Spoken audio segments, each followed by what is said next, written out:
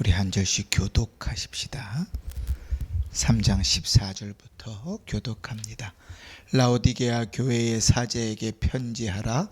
아멘이시요 충성되고 참된 증인이시요 하나님의 창조의 근본이시니가 이르시되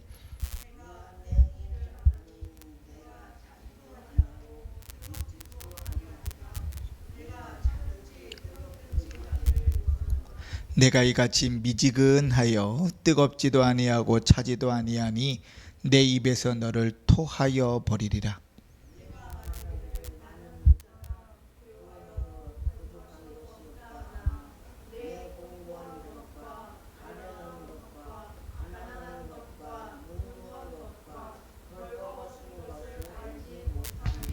내가 너를 권하노니 내게서 불로 연단한 금을 사서 부유하게 하고 흰 옷을 사서 입어 벌거벗은 수치를 보이지 않게 하고 안약을 사서 눈에 발라 보게 하라.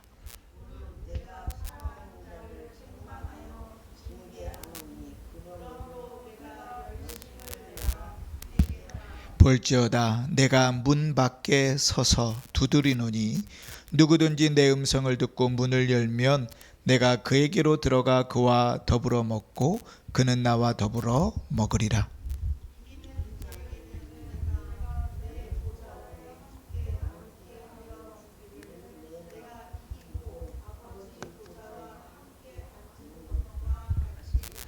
귀 있는 자는 성령이 교회들에게 하시는 말씀을 들을지어다.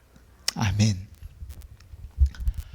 벌써 요한계시록 강해를 시작한 지 20주가 넘었네요. 오늘 보니까 21번째인데 7개 교회도 이제 오늘까지가 마지막입니다. 교회들을 통해서 하나님께서 우리에게 말씀하시는 음성들을 듣고 그 음성들 가운데서 하나님께서 나에게 내 모습을 보게 하시고 내 모습을 돌이키고 내 모습이 하나님 앞에 서게 하시는 것이 뭔지를 찾아가는 자는 참 복되다 이렇게 생각되지요. 라오디게아 교회의 두 번째입니다. 라오디게아 교회는 로마 시대의 가장 부자 도시라 그랬죠. 부유한 도시라 그랬습니다. 은행들도 많고 진귀한 검은색 양모를 제조하였고 또 안약을 생산하는 의과대학도 있을 정도로 유명했다 그랬죠.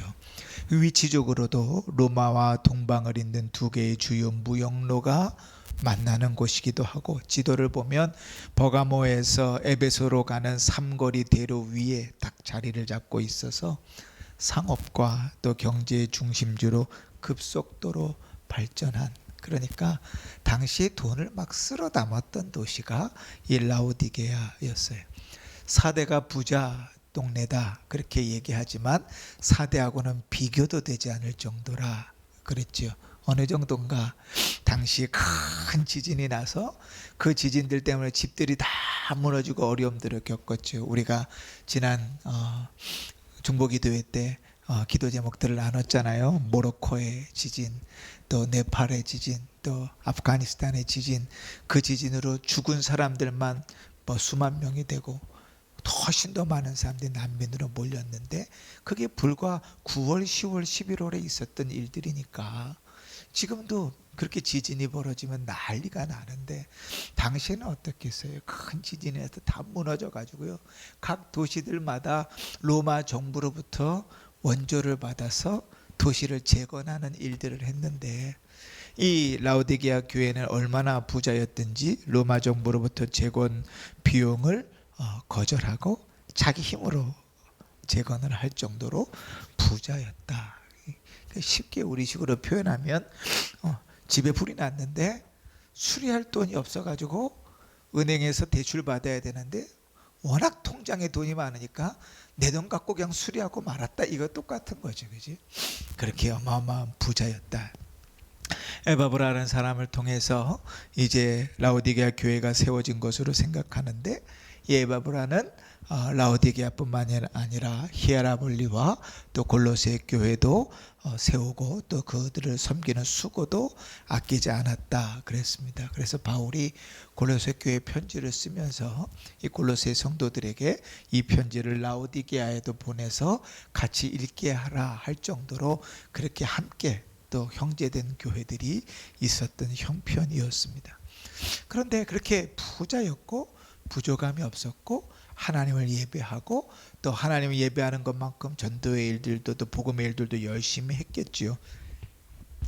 그런데 이 라오디게아의 부유함은 또 그들에게 복이기보다 오히려 저주였다 하는 것이죠. 우리가 성경을 보면서 늘 우리는 이렇게 좀 오해를 해요. 예수를 잘 믿으면 부자가 되고 예수를 잘 믿으면 출세하고 예수를 잘 믿으면 걱정이 없다고 생각을 하잖아요. 그러니까 이상하게 복음이 왜곡되어져 와서 잘못된 신앙 가운데 놓여 있어서 그래요.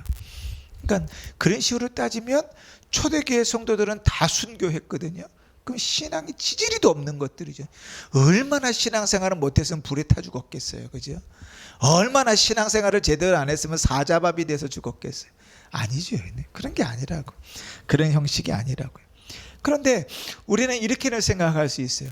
우리가 믿음의 삶들을 잘 살아갈 때 하나님께서 필요하시면 그를 부자로 만들기도 하시고 필요하시면 높이기도 하시고 하나님을 원하시면 그를 형통하게 만들기도 하세요. 얼마든지. 필요하시면 구하는 자에게 지혜를 주시고 필요하면 구하는 자에게 건강 주시는 건 당연해요. 그러나 반대는 아니라고요. 내가 부자고 부족함이 없고 또 연약함이 없어서 내 신앙이 좋다 이렇게 착각할 수 없는 거예요. 근데 오늘 라오디게아 교회의 발목을 잡고 있는 것은 그 돈, 부유함이 그들의 발목을 잡고 있는 거예요.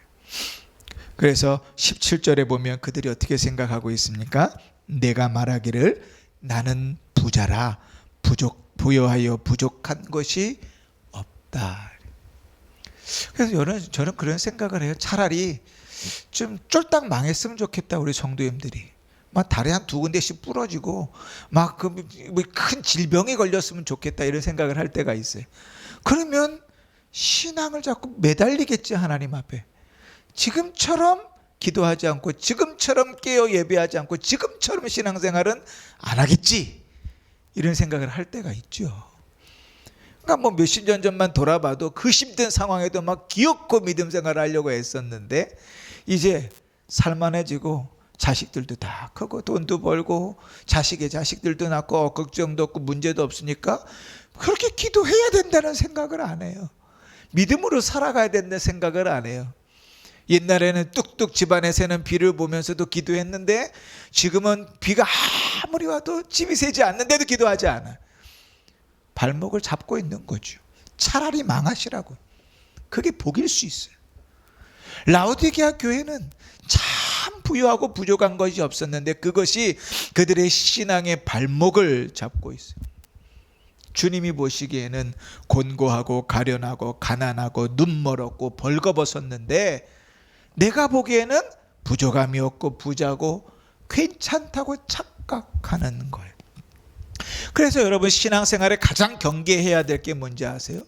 하나님 앞에 솔직하게 내가 내 자신을 돌아봐서 자기가 만족하고 자기가 괜찮다고 생각하면 그 신앙은 이미 빨간불이 켜져 있는 거예요. 이렇게 신앙생활해도 괜찮아. 난 신앙생활 잘하고 있어. 그러면 이미 그 신앙은 빨간불이 켜져 있는 거예요.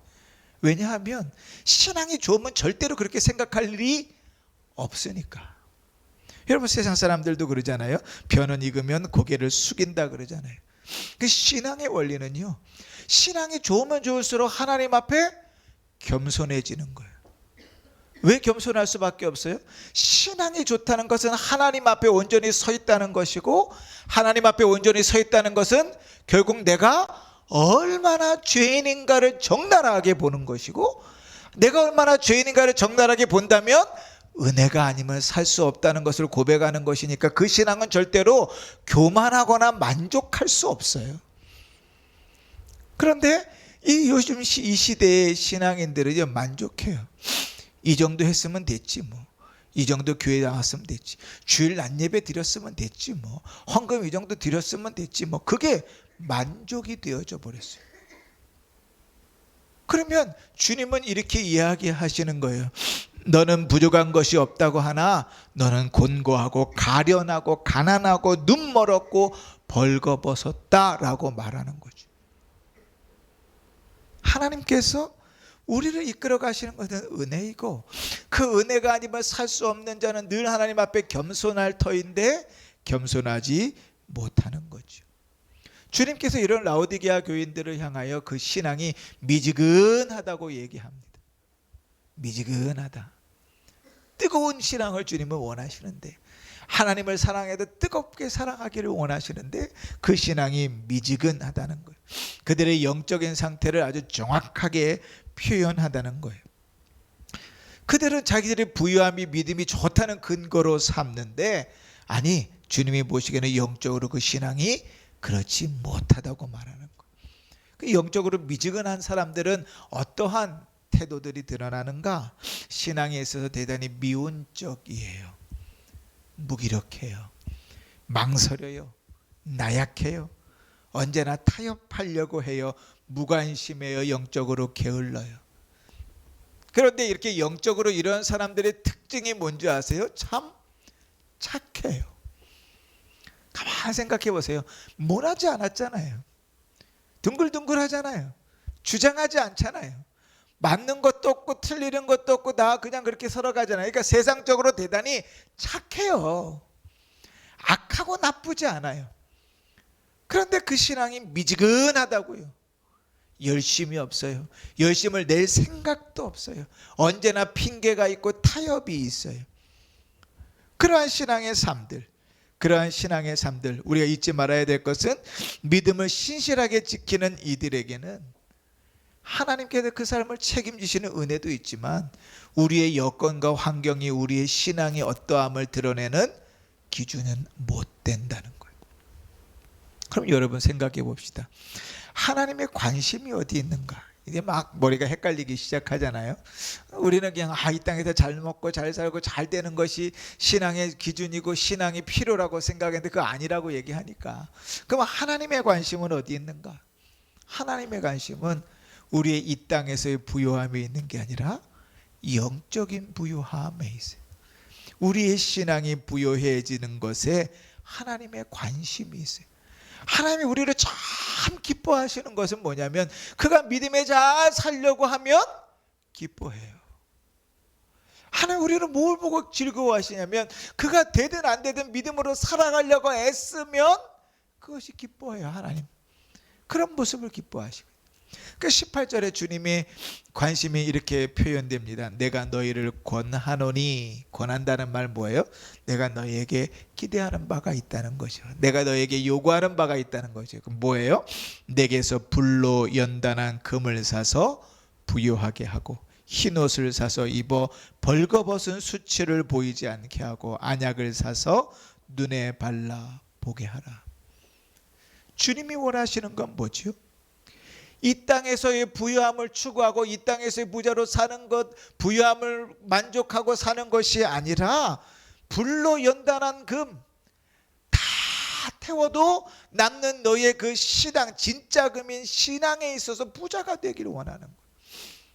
그래서 성경은요, 우리의 신앙, 우리의 마음을 뭐라고 표현했냐면 연단하여 정금같이 나오는 것이라고 표현했어요. 주님의 관심은 거기에 있어요.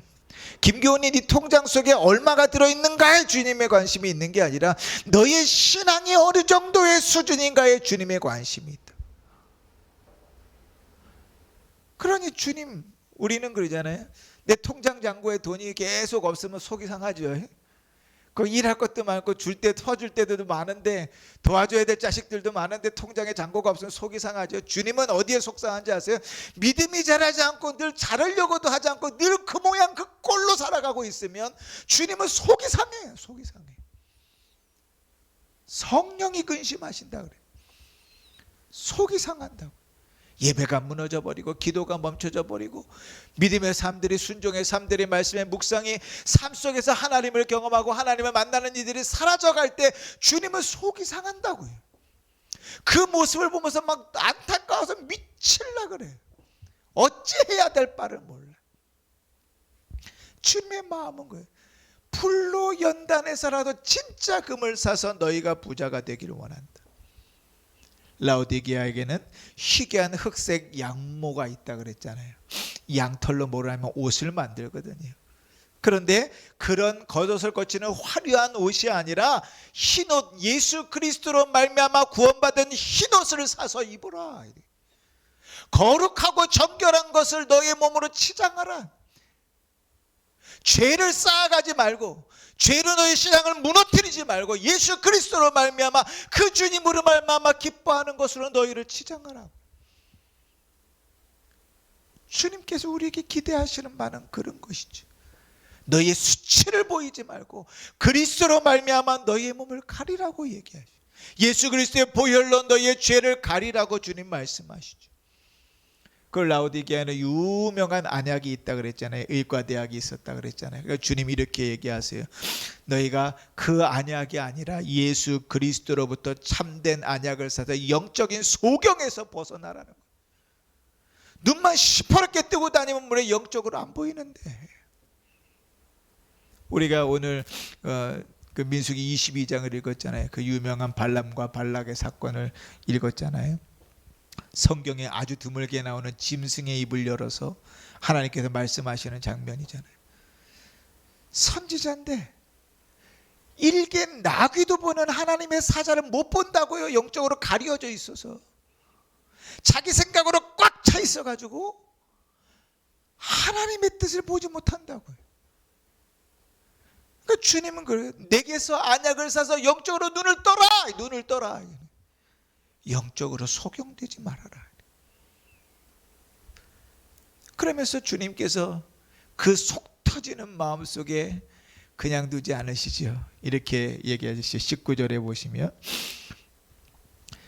물은 내가 사랑하는 자를 책망하여 징계하노니. 저는 이제 우리 성도님들이 늘 이제 하나님의 말씀을 통하여 주 앞에 서기를 간절히 바라요. 주님께서 우리 성도님들 너무 사랑하시잖아요. 그 정신 못 차리시면 치신다고, 징계하신다고. 근데 우리는 되게 하나님을 우습게 생각하죠. 아예 뭐 쳐봐야 그렇게 해서 감당 안 돼요. 쉽게. 내가 제일 사랑하고 내가 제일 귀하게 여기는 걸 치시거든. 저는 한때는 그런 생각한 적이 있어요. 하나님이 자식이 셋인데 셋 중에 하나를 싹 데려가시면 어떨까? 그지? 정신 못 차리니까 자식 중에 하나를 데려가시면 어떨까? 여러분 한번 생각해 보세요. 눈에 넣어도 나쁘지 않은 손주 하나를 하나님께서 내가 정신을 차리지 못해서 나 기도하게 하시고 나 깨게 하려고 하늘나라로 데려가시면 정신 차리시겠어요? 주님은 그 대가를 치러서라도 정신 차리기 원하신다고요. 왜요? 사랑하니까. 왜요? 귀중하니까, 소중하니까. 그래서 내가 사랑하는 자를 책망하여 징계하노니 그러므로 내가 열심을 내라 회개하라. 여러분 잠언 3장 11절 12절에 이런 말씀이 있어요. 내 아들아 여호와의 징계를 경히 여기지 말라. 쉽게 표현할게요. 하나님께서 징계하는 거 우습게 여기지 말아라. 그 꾸지람을 싫어하지 말아라. 대저 여호와께서 그 사랑하시는 자를 징계하신다. 바꿔 얘기해 볼까요? 내 맘대로 신앙생활 하는데 매를 안 맞았어요? 그러면 구원받지 않은 하나님의 자녀가 아닐 수 있어요. 주께서 자녀를 징계하신다. 무서운 얘기죠. 히브리서 12장 8절에 보면 징계는 다 받는 것이어들 너희에게 없으면 사생자여 참 아들이 아니니라. 내 맘대로 신앙생활 하는데 내 맘대로 살아가는데 매를 얻어맞지 않아? 그럼 하나님 자식이 아닐 수 있다고요. 그건 더 무서운 얘기지. 그 이런 말씀이 들려줘도 하나님 자녀가 아닌 사람들은 별로 요동하지 않아요. 그냥 무시해버리죠. 그러나 하나님 자녀는 그런 말씀들 속에서 성령께서 우리 가운데 일하셔서 두렵고 자기 자신을 치는 거죠. 복종시키는 거죠. 라오디게아 교회는 참 부유한 교회였는데 하나님 앞에 칭찬 한마디를 못 들었어요. 우리가 이 땅 살면서 제일 원하는 게 뭐예요? 부자 되는 것 아니에요? 잘 사는 건 아니에요. 그런데 그런 라우디아 교회는 칭찬 한 마디 못 들었다고요. 왜요? 그 부요함이 발목을 잡고 있으니까. 그 부요함이 신앙의 발목을 잡고 있으니까. 사랑하는 성도 여러분, 우리의 신앙은 어떨까요? 나의 잘됨이, 나의 평안함이, 나의 문제없음이 내 신앙의 발목을 잡고 있지 않아요? 주님이 열심을 내라, 회개하라 그러는데 열심을 낼 생각도 없고 내고 싶지도 않고, 회개하라, 회개할 생각도 없고, 그냥 이 정도, 요 정도만 살면 돼. 그냥 뭐 이 정도만 집 있고, 뭐 큰 집 아니어도 비대지 않는 집 있고, 자식들 뭐 크게 뭐 아프지 않고, 이 정도만 있으면 돼. 그럼 그 내 발목을 잡는다고요. 언제 깨달아요? 자식 하나가 쫄딱 망해가지고 집을 다 빼앗겼고 우리 좁은 집으로 들어와 살든지, 내가 갑자기 엄들선언에 쫓겨나든지, 그럼 정신 바짝 차리겠죠, 그죠? 우리는 하나님의 징계를 우습게 여기지만 그건 무서운 얘기들이죠. 그러면서 주님 뭐 하라 그러세요? 열심을 내라, 회개하라, 그렇게 말씀. 표현이 참 재미있어요. 열심을 내라 하는 것은 무슨 말인가 하면, 한 번 열심을 내니까 계속 열심을 내면서 살라는 거예요. 회개하라 라는 말은 단회적인 거예요. 그 두 개를 연결하면 어떻게 되냐면 이렇게 돼요. 너희가 회개할 일에 대하여 열심을 내라는 거예요. 무엇을 돌아봐야 되는지, 무엇을 회개해야 되는지 돌이키고 나를 쳐서 열심을 내지 않으면 안 된다는 거예요. 여러분, 회개하고 돌이키는 일은 쉽지 않아요. 우리의 삶 속에 안 좋은 습관 드는 건 아주 쉬워요. 그냥 내가 하고 싶은 대로 살면 안 좋은 습관 들어요. 당뇨도 걸리고, 뭐 고지혈증도 걸리고, 여기저기 아프기도 하고, 내 마음대로 하면 그래요. 그렇게 안 되려면 어떻게 하는지 아세요? 열심히 시간 내서 운동해야 되고, 시간을 쪼개야 되고, 그래요. 열심을 내지 않으면 안 돼요. 그냥 가만히 주저앉아 있으면 다 될 것 같죠? 그러면 안 돼요. 그 신앙은 건강하지 않아요. 열심을 내고 회개하고, 내게 무엇이 잘못되었는지 내 삶을 돌아보고 체크하고 점검하고 기도하고 열심을 내지 않으면 벗어날 방법이 없어요. 여러분, 요행을 바라지 마세요. 우리는 그런 요행을 바라죠. 하나님께서 따귀한테 딱 때리셔가지고 정신이 번쩍 들게 하셔서 주의 말씀으로 돌아서야 되겠구나, 그런 일은 거의 없어요. 늘 하나님 뭘로 하세요? 말씀으로. 그래서 늘 강조하잖아요. 예배 시간에 은혜 받지 못하면 소망이 없어요. 예배 시간에 두 개가 막히면 소망이 없어요. 하나님 말씀으로 우리에게 이야기하세요. 오늘 라오디게아 교회를 향하여도 하나님께서 어떻게 하세요? 편지를 써서 라오디게아 교인들을 향하여 말씀하세요. 열심을 내라, 회개하라 말씀하세요. 우리는 주님의 권면이지만 사실은 협박성으로 들어야 돼요. 그렇게 엄중하고 무섭게 들어야 돼요. 왜냐하면 회개는, 주의 말씀은 오늘 여기서 들려주는 말씀에 반응하는 거예요. 오늘 여기서 듣는 말씀에 내가 아멘하고 반응할 수 없으면 별로 소망이 없어요. 내일? 여러분, 내일이 있어요? 내일이 온다는 보장이 있어요? 내일 저하고 만날 수 있는 확신이 있습니까? 뭘로 확신이 있어요? 확실합니까? 오늘 저녁에 차다가 주님께서 저를 데려가실 수 있어요. 뭘 근거로, 근거도 없이 이유도 없이 뭘로 내일 나 만날 거라고 확신하세요? 그 미친 확신을 가지고 내일을 꿈꾸면서 내일로 미뤄요? 그런 일은 없어요. 오늘 회개하지 않으면 안 돼요. 오늘 돌아보지 않으면, 오늘 바뀌지 않으면 기회는 없어요.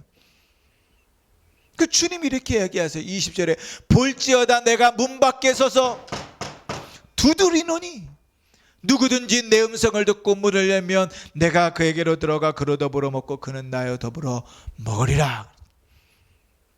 이 말씀 우리가 좀 뜯어서 생각해 볼까요? 첫 번째로요, 주님 앞에 회개하는 건 뭘로 해요?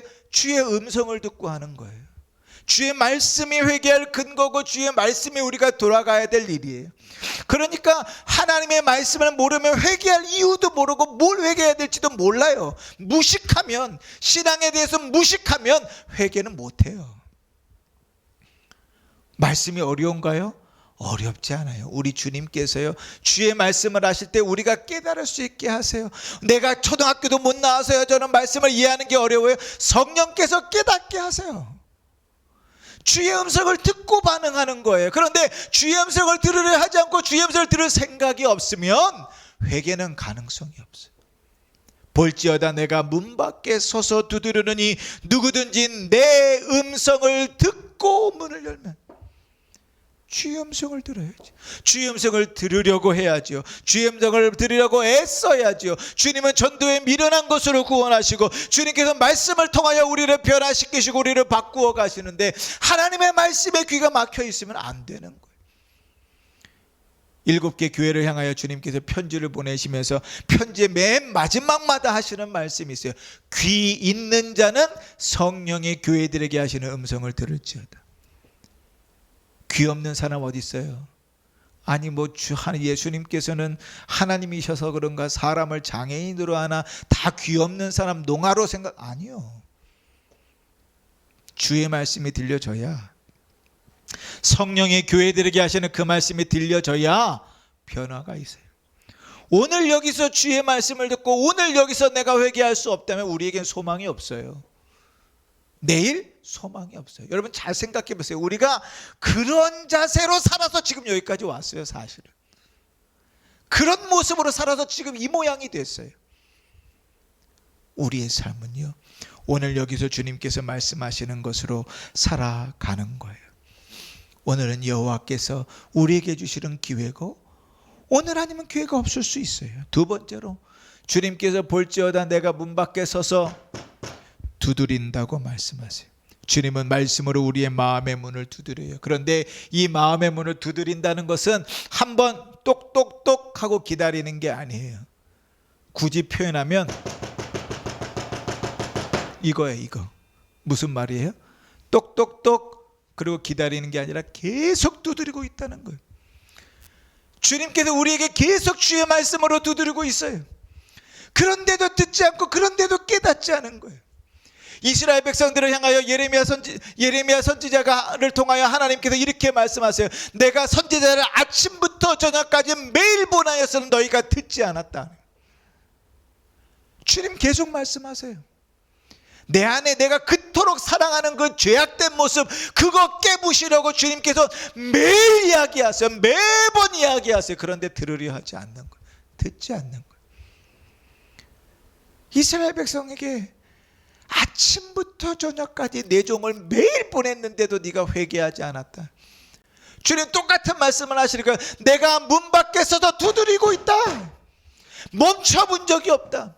문을 열라고 회개하라고 계속 말씀으로 두드리고 있는데 들을 생각이 없고 들으려 하지도 않고 회개하려 하지도 않으니, 성령께서 우리에게 들으라고 계속 반복하여 말씀하시는데도 듣지 않는 거예요.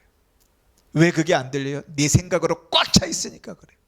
내 생각으로 내 마음으로 꽉 차 있으니까 그래요. 주님 말씀 없어도 주님께서 말씀하시는 대로 하겠습니다. 그런 사람은 아무리 무식하고 바보 같아 보여도 거기 늘 은혜가 있고 복이 있어요. 왜냐하면 주님 뭐라 말씀하시든지 아멘하고 가거든요. 그런데 내 생각에 꽉 차 있는 그 똑똑한 사람들 있잖아요. 절대로 회개하지 않아요. 그 신앙생활 하면서요, 신앙의 인도하면서 제일 어려운 성도들이 어떤 사람인지 아세요?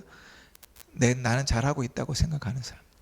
뭔가를 제안하면 그것을 받아서 순종할 고민을 하지 않고 자기 생각으로 딱 피역하고 못합니다, 안 합니다 하는 사람들. 신앙이 안 자라요. 힘들어요.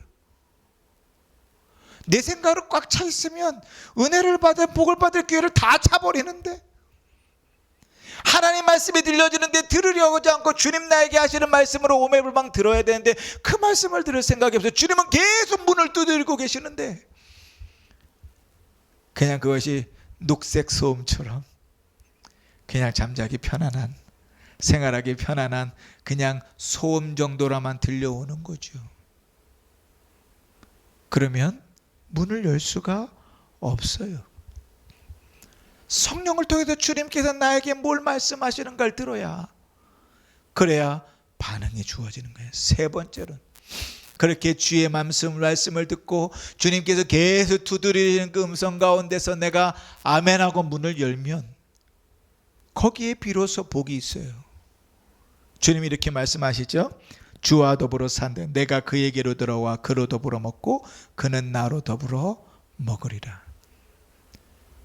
여러분, 먹는 게 행복하신가요? 아유, 참 먹는 것도 싫고 죽지 못해 먹고 그러세요? 먹는 기쁨, 즐거움이 있잖아요. 그죠? 사람이 갖고 있는 기본적인 욕구 중에 식욕이라는 게 있잖아요. 먹는 즐거움이 있어요. 그런데 주님께서 내가 들어가서 그와 더불어 먹고 그는 나로 더불어 먹을 것이다. 이게 뭐예요? 주님과 함께 기쁨을 누린다는 거예요. 주의 말씀에 반응하고 그것이 내 죄, 내가 아프고 내 죄악된 치졸하고 냄새나는 부분들을 드러내는 것일지라도 하나님 앞에 그 말씀에 반응하여 회개하고 나아가면 주님께서 그 안에 기쁨을 채우시겠다는 거예요. 라오디게아 교회를 향하여만 하신 말씀 아니에요? 요한복음 15장에 나는 포도나무여 너희는 가지니 저가 내 안에 그가 내 안에 있으면 이 사람은 과실을 많이 맺나니 나를 떠나서는 너희가 아무것도 할 수 없습니다. 주님과 함께 있는 삶을 통하여 하나님은 우리에게 기쁨을 주시고 복을 더하여 주시는 거예요. 미지근한 신앙으로는 안 돼요. 그 미지근함은 안 돼요. 전도하기 제일 힘든 사람들이 누군지 아세요? 마음으로는 믿고 있습니다.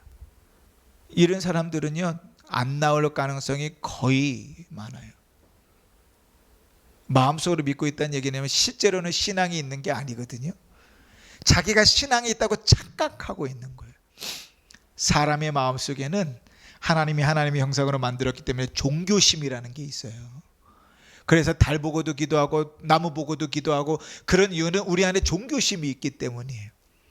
그 종교심이 그 허황되고 애매한 것이 아니라 그게 누구를 향해야 된다고 가르치는 것이 성경이잖아요. 그런데 마음속에 내가 하나님을 믿어요. 마음속으로는. 그럼 그 사람은 교회 올 생각이 없어요. 왠지 아세요? 자기가 믿는 신앙이 다라고 생각하는데 꽉 차 있는데 어디 예수의 복음이 들어가겠어요? 그죠? 쉽지 않아요. 미지근한 신앙은 그래요. 우리의 삶들을 한번 돌아보세요. 우리의 신앙은 미지근하지 않은가? 타협하고 주저앉아 있고 싫고 어렵고 게으르고. 아까도 말씀드렸지만 그런 사람들이 악한가? 절대로 악하지 않아요. 착하다니까요. 그런 사람들은 백이면 백 다 착해요. 뭔가 삐죽삐죽한 사람들이나 악하지, 둥글둥글하고 미지근한 사람들은요, 이것도 아니고 저것도 아니지만 사람들한테 손가락 박지 않고 착해요. 그런데 주님은 기뻐하지 않아요. 미워해요. 토하여 내겠다고 말씀하세요. 이상하죠. 사랑하는 성도 여러분, 라오디게아의 현실, 이 모습 속에서 누구나 예외 없이요, 자기 자신을 돌아볼 줄 알아야 돼요. 자기 자신을 볼 수 없다면, 내 눈이 가리워서 내 자신을 볼 수 없다면 주의 말씀 가운데서 기도하셔야 돼요. 그 말씀을 붙들고라도 씨름하셔야 돼요. 하나님, 내 신앙의 모습들을 보게 해달라고. 주님이 미워하는 걸 미워할 수 있게 해달라고. 주님이 미워하는 것들만 쏙 뽑아서 참 즐겁고 편하고 사랑하고 있으면 신앙의 삶들이 어떻게 변해가겠어요? 세상에서는 부족함이 없어요. 세상 사람들은 다 부러워해요. 세상에서는 괜찮다고 얘기해요. 그런데 주님께서 아니라 하시면 그 인생은 불행한 거예요. 그 인생은 불행한 인생이라니까요. 스스로 이 정도 살면 됐지, 이 정도 가졌으면 됐지, 이 정도면 괜찮지 만족하고 계신데 주님께서 아니라고 하면 그 인생은 불행한 거예요. 거기에 소망이 없어요. 여러분, 무엇이 여러분의 위로가 되겠어요? 호세아 선지자를 통하여 이스라엘 백성들에게 하나님 이렇게 말씀하십니다. 에브라임이 말하기를 나는 실로 부자라. 내가 재물을 얻었는데 무릇 나의 수고한 중에서 죄라 할 만한 불의를 발견할 자가 없으리라 하거니와.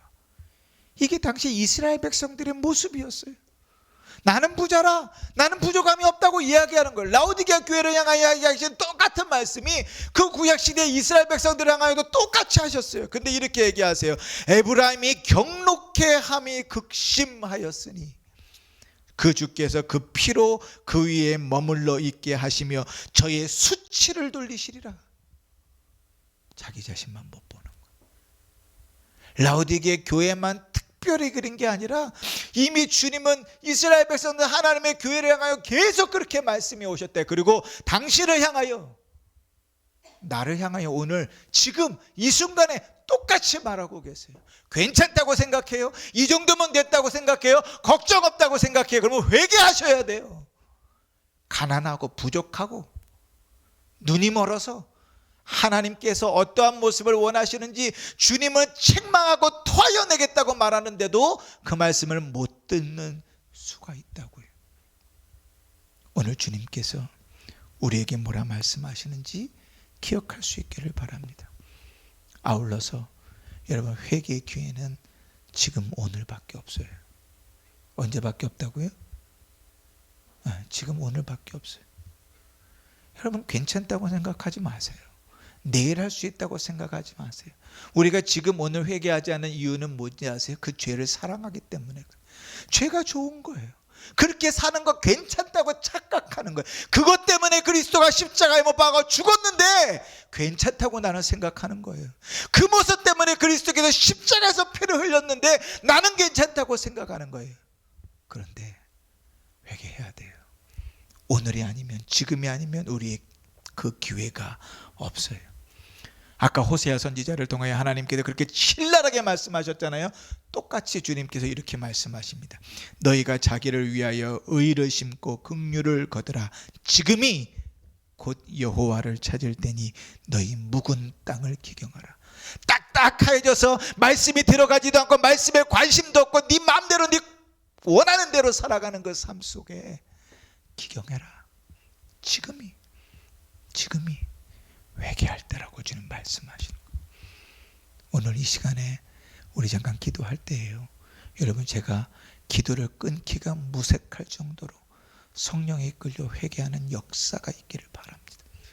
하나님께서 오늘 우리에게 말씀하신 음성 속에서 내 신앙의 모습을 좀 돌아볼 수 있기를 바라고, 분명히 우리가 모르지 않아요. 성령께서 계속 말씀하셨을 거예요. 그 부분 회개해야 된다고, 버려야 된다고.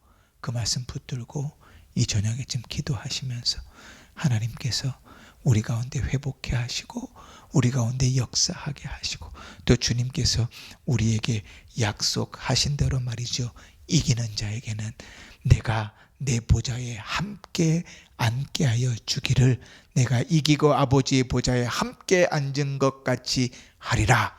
이 약속이 응답되는 복된 삶을 사시기를 주의 이름으로 축원합니다. 아멘. 기도하십시다.